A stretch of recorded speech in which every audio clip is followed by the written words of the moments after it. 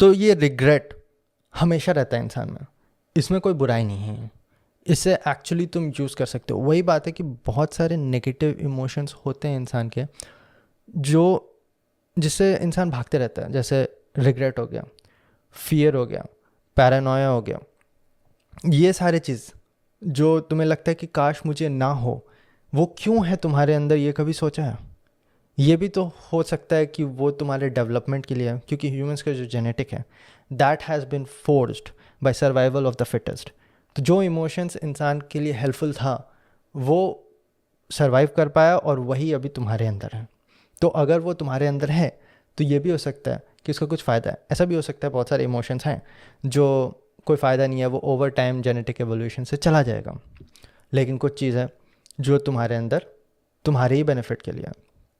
तो अगर तुम्हें रिग्रेट है तो ये सबसे अच्छी बात है, क्योंकि 17-18 साल के एज तक मेरे में यही प्रॉब्लम था कि मुझे कोई रिग्रेट ही नहीं था। ऐसा नहीं था कि 18 साल में अचानक मैंने ख़राब परफॉर्मेंस किया एकेडमिक्स में, उससे पहले भी मेरा पूरा लाइफ 40-50% स्कोर रहता था।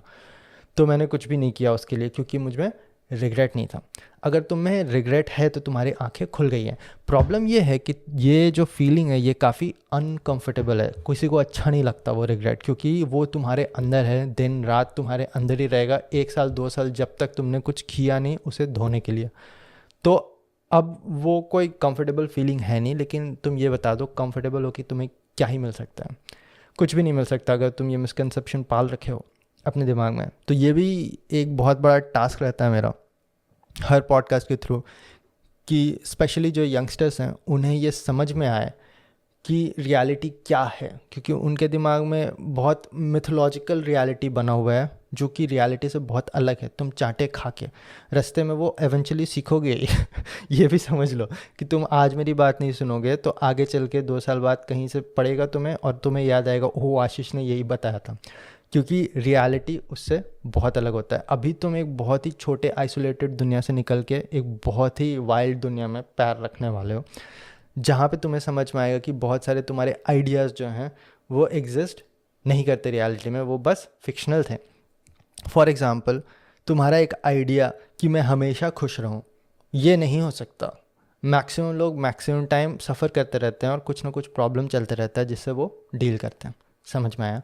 तो इसीलिए वन ऑफ द सफरिंग जो तुम्हारा अब रहेगा वो है रिग्रेट। और मुझे लगता है कि करीब 4 साल मुझे लगे थे, मतलब ऑलमोस्ट जितना टाइम मैं बीटेक में था वो रिग्रेट रहता है। और ये एक डार्क साइड है इंडिया के कॉम्पिटिटिव नेशनल एग्जामिनेशन का, स्पेशली एटलीस्ट इंजीनियरिंग में मैं ये बोल सकता हूँ कि जो आईआईटी घुसते हैं उन्हें हमेशा ये रिग्रेट रहता है कि मैं अच्छे आईआईटी नहीं घुस पाया। जो अच्छे आईआईटी घुस जाते हैं उन्हें ये रिग्रेट रहता है कि मैं अच्छा ब्रांच नहीं पढ़ पाया। जो अच्छा ब्रांच पढ़ लेते हैं उन्हें पता नहीं क्या रिग्रेट रहता है उन्हें वो आईएम का तैयारी कर रहे हैं, ठीक है, लेकिन वो तो फिर बहुत ही 0.00001% वाले लोग हैं, तो उनका हम यहाँ पे बात नहीं करेंगे, ठीक है। हो सकता है वो खुश हैं ना। जो एनआईटी घुस जाते हैं उन्हें लगता है कि मैं आईआईटी घुस जाऊँ। जो एनआईटी भी नहीं घुस पाते हैं, स्टेट के टॉप यूनिवर्सिटीज़ में पढ़ते हैं, उन्हें लगता है काश मैं एनआईटी में होता। जो उसमें भी नहीं रहते उन्हें लगता है कि काश मैं थोड़े अच्छे कॉलेजेस में रहता, काश मैं डीयू में रहता, काश मेरा इंजीनियरिंग का कॉस्ट कम होता, ये वो, अब मेरा पूरा करियर ख़राब हो गया। तो ये एक बहुत ही बड़ा प्रॉब्लम बन सकता है तुम्हारे लिए, और बनता भी है मैक्सिमम लोगों के साथ, कि मैं एक अच्छे कॉलेज में नहीं पढ़ पाया। बहुत बार लाइफ टाइम रह जाता है, 10 साल 15 साल के बाद पता चलता है कि यार इससे तो कुछ फ़र्क ही नहीं पड़ता। मुझे रिलेटिवली बहुत जल्दी पता चल गया, करीब 5-6 साल में ही पता चल गया, बेस्ड ऑन माई एक्सपीरियंसेस, क्योंकि मैं टॉप ऑर्गेनाइजेशंस में घुसने लगा और वहाँ पे मेरे बगल में एनआईटी और आईआईटी के लोग बैठे हुए थे। लेकिन कई लोगों को लेटेस्ट से ये एक्सपीरियंस ना हो कभी, तो फिर उन्हें कभी समझ में ही नहीं आएगा, ठीक। तो इसीलिए मैं तुम्हें समझाना चाहता हूँ कि क्यों ये उतना डिफरेंस क्रिएट नहीं करता। डिफरेंस ये वहीं क्रिएट करता है जहाँ ये तुम्हारा माइंडसेट और मेंटालिटी चेंज कर देता है। तो जैसे ही इसने वो किया तब इसने अपना काम कर दिया, अब तुम कुछ नहीं कर पाओगे उस माइंडसेट से, जहाँ तुम्हें ये समझ में आ गया कि अब तुम कुछ नहीं कर पाओगे। तो ये सारे चीज़ काफ़ी कॉम्प्लिकेटेड होता है। जो तुम्हारा मेंटालिटी होता है, तुम्हें एक एक्सपीरियंस, एक फेलियर ने ये बता दिया कि ये तुम हो for the rest of your life, ये उसने बताया है। एक्सेप्ट करना तुम्हारा काम है। तुमने जैसे ही उसे एक्सेप्ट कर दिया तुम वो बन जाओगे। समझ में आया? तो same goes with your college, जहाँ पे भी तुम अभी घुसे हो या अच्छे कॉलेज में नहीं घुस पाए और तुम जहाँ पे अभी घुसने वाले हो, या फिर तुमने 4 साल का बीटेक भी कर दिया। कई बार बीटेक करने के बाद ये रिग्रेट रहता है कि मैंने तो बहुत अच्छे कॉलेज से बीटेक किया लेकिन मैंने पूरा बीटेक अच्छे से नहीं किया। ये भी तो हो सकता है पॉसिबिलिटी कि तुम बहुत टॉप यूनिवर्सिटी में घुस गए और तुमने फिर भी पूरा बीटेक चौपट कर दिया, फिर भी तुम्हारा गेट में स्कोर नहीं आ पाया, फिर भी तुम्हारा प्लेसमेंट नहीं हो पाया। ये भी होता है बहुत सारे केसेस। तो पिछले 7-8 साल में मैंने सारे केसेस देखे। तो हर केस में क्या चीज़ कॉमन है? रिग्रेट, है ना? तो ये रिग्रेट तुम्हारे लिए बहुत बड़ा प्रॉब्लम हो सकता है अगर तुमने ये सोचा कि ये तुम्हारे लिए नुकसानदायक है। अगर तुम्हें ये लगता है कि ये रिग्रेट की वजह से मैं कुछ नहीं कर पाऊँगा, दैट इज़ अ प्रॉब्लम। तो इसी को अगर तुम थोड़ा सा पैराडाइम शिफ्ट करके ये समझ सकते हो कि मैं इस रिग्रेट को यूज़ कर सकता हूँ, कैसे कुछ लोगों ने इसी रिग्रेट को यूज़ किया, कैसे आशीष ने इसी रिग्रेट को यूज़ किया और उसके वजह से वो एफर्ट दे पाया, कंफर्टेबल हो के नहीं, अनकंफर्टेबल सिचुएशन में। बट कोई भी एफर्ट और कोई भी परस्यूट कंफर्टेबल होके नहीं होता। ये तुम्हें अपना माइंडसेट चेंज करना है।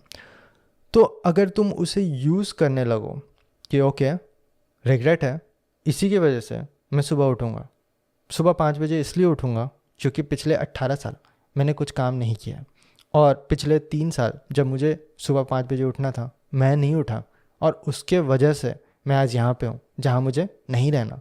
अगर इस जगह से मुझे निकलना है तो मुझे ये चीज़ चेंज करना होगा। तुम्हें क्या लगता है मैं जब कॉलेज में घुसा तो क्यों मेरा सब कुछ चेंज हो गया? मैं सुबह के 4 बजे तक वीडियो गेम खेलता था, सुबह के 4 बजे तक। वहाँ से चेंज करके मैं सुबह 5:30 बजे उठ रहा हूँ, भागने जा रहा हूँ। क्यों? ऐसा क्यों हुआ?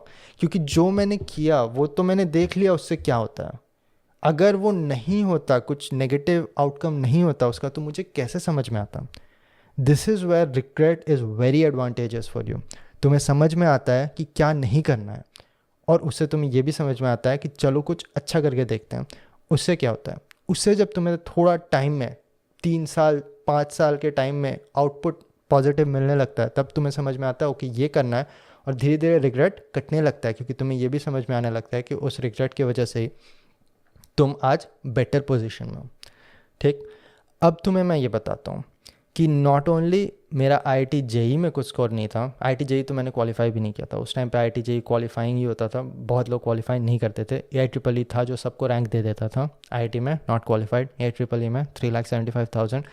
नॉट ओनली दैट, उसके बाद जब मैं सीरियस हो गया और 4 साल इंजीनियरिंग बहुत अच्छे से किया, CGPA में 9.57 था, कॉलेज में मेरा 3rd पोजीशन था, मैकेनिकल इंजीनियरिंग में 5th पोजीशन था, ऑल अराउंड सारे ब्रांचेस को मिला के। कैंपस प्लेसमेंट नहीं हुआ, गेट में मैंने अपियर किया, मेरा एम था कि IIT बॉम्बे में घुस जाऊँ गेट के थ्रू, पर वो नहीं हो पाया। तो नॉट ओनली मैंने वो स्टार्टिंग के इंजीनियरिंग एंट्रेंस एग्जामिनेशंस को ख़राब किया, मैंने उसके बाद ग्रेजुएट लेवल एग्जामिनेशंस को भी ख़राब किया। पहला तो मेरा गलती था, दूसरा मेरा गलती ही नहीं था, लेकिन हर चीज़ को कुछ टाइम लगता है। अब तुम्हें ये समझ में आना चाहिए कि 4 साल टाइम भी इनफ नहीं था मेरे लिए, लेकिन 6 साल टाइम इनफ था। समझ में आया? ये चीज़ लोग नहीं समझते। तो लोग जब ये देखते हैं कि अच्छा 2-3 साल मेहनत कर रहा हूँ फिर भी मेरा कोई रिजल्ट नहीं आ रहा, तो ये मेहनत का कोई काम नहीं है। तो भाई नहीं कुछ करने का भी तो कोई काम नहीं है। तुम जब मस्ती कर रहे थे और जब सारा टाइम वेस्ट कर रहे थे उस टाइम पे तुम्हें कौन सा बहुत फ़ायदा हो गया था? अभी तो कम से कम तुम्हारे पास कुछ चांस है, कोई तो शॉट है तुम्हारे पास।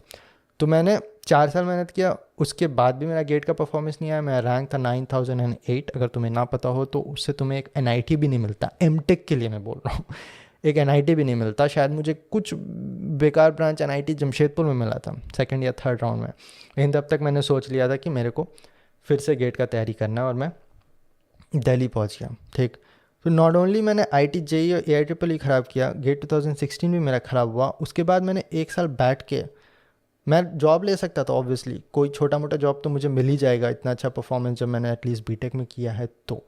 लेकिन फिर भी मैं बैठ के 2017 गेट का तैयारी किया और उसमें भी कुछ नहीं हुआ। 1825 रैंक आया था गेट 2016 में, सॉरी गेट 2017 में। तो उससे भी कुछ नहीं हुआ। उससे ये था कि हाँ मुझे अब NIT मिल जाएगा और IIT का शॉट बन गया। तो IIT बॉम्बे से मुझे रिटन टेस्ट और इंटरव्यू का कॉल आया था, उसमें मैं गया, तब जाके मेरा IIT बॉम्बे में मास्टर्स के लिए हुआ था। ऑल इंडिया रैंक 10 आया था उस RA की कैटेगरी में जब वो मास्टर्स का 3 ईयर प्रोग्राम का सिलेक्शन हुआ था, मुझे अभी भी याद है, और गेट के थ्रू तो कुछ नहीं हुआ, लेकिन सोचो 5 साल के बाद कुछ भी नहीं हो रहा, फरवरी 2017 तक। और फिर थोड़े से माइंडसेट चेंज किए मैंने कि हाँ अब मुझे थोड़ा फ्रंट फुट में अपना काम करना है, थोड़ा एग्रेसिव होकर इन सारे एग्ज़ाम्स को देना है। और फिर मैं अब बाग निकला, एवेंचुअली बाग का इंटरव्यू निकला, IT बॉम्बे निकला, इसरो नहीं निकला।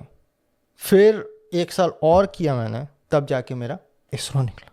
भाई तुम समझ रहे हो कितना लेवल ऑफ एफर्ट चाहिए तुम्हें अपना पूरा जो तुमने कांड किया है उसको चेंज करने के लिए। ये एफर्ट कहाँ से आएगा अगर तुम्हारे पास वो गिल्ट का स्ट्रेंथ नहीं रहेगा, वो रिग्रेट का स्ट्रेंथ नहीं रहेगा? तुम्हें क्या बर्न करेगा, तुम्हें क्या चीज़ फ्यूल करेगा? खुश रह के तुम कब काम करते हो भाई? जिस दिन मैं बहुत खुश रहता हूँ उस दिन तो मुझे लगता है मैं काम ही ना करूँ। तो तुम खुश होके कैसे काम कर सकते हो? कोई भी नहीं काम कर सकता।